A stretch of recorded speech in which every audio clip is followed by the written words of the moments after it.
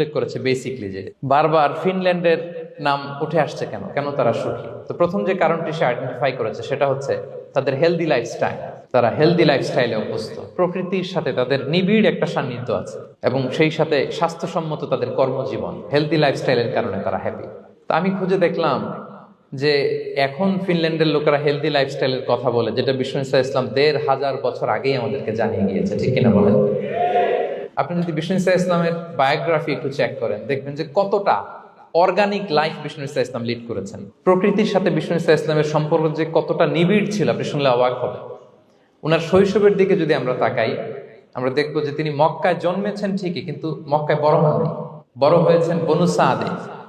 জানেন আপনারা, হালিমাতু সাদিয়া দুধ পান করানোর জন্য মক্কা থেকে বিষ্ণু ইসলামকে সেই তায়েফ পেরিয়ে আরো ৭০-৮০ কিলো দূরে বনু সাদ, যেখানে ধুধুমরু প্রান্ত, সুবিশাল আকাশ, বিস্তীর্ণ জমিন, বড় বড় পাহাড়, এরকম একটা মরুপল্লীতে বিষ্ণু ইসলামের শৈশব কেটেছে।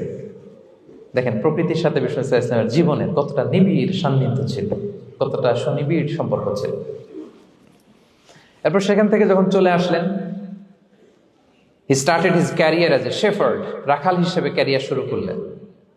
পাহাড়ি উপত্যকা মাড়িয়ে তিনি ছাগল চড়াতেন, মেষ চড়াতেন। পৃথিবীর সব নবীরা ছাগল চড়িয়েছেন। মরুভূমির রুক্ষ পরিবেশ মাড়িয়ে মরু ঝড় সাইমুনকে মোকাবেলা করে তিনি কাফেলা নিয়ে এদিক থেকে ওইদিকে যেতেন। ২৭টা যুদ্ধে সরাসরি নেতৃত্ব দিয়েছেন। আল্লাহু আকবার। পাহাড়ে উঠতেন, মরুদ্যানে হাঁটতেন, খেজুরের বাগানে ঘুরতেন, তৃষ্ণা লাগলে কুয়া থেকে পানি তুলে খেতেন। এর চেয়ে অর্গানিক লাইফ আর হতে পারে ভাই? আওয়াজ করে বলেন, হতে পারে? ইভেন যেখানে ঘরের ভেতরে ঘুমাতেন, ঘরটাও ছিল খেজুর পাতার ছাউনি দিয়ে। খেজুরের পাতা, ডাল, ছোবড়া এগুলো দিয়ে বালিশ, তোশক, জাজিম বানিয়ে শুতেন। আর সবসময় অর্গানিক খাবার খেতেন। সুবহানাল্লাহ।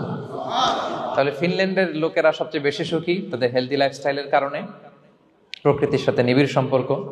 কিন্তু বিষ্ণু ইসলাম এই ঘটনা ঘটার ১৫০০ বছর আগেই জানিয়ে গিয়েছেন যে হেলদি লাইফস্টাইলের কোনো বিকল্প নেই।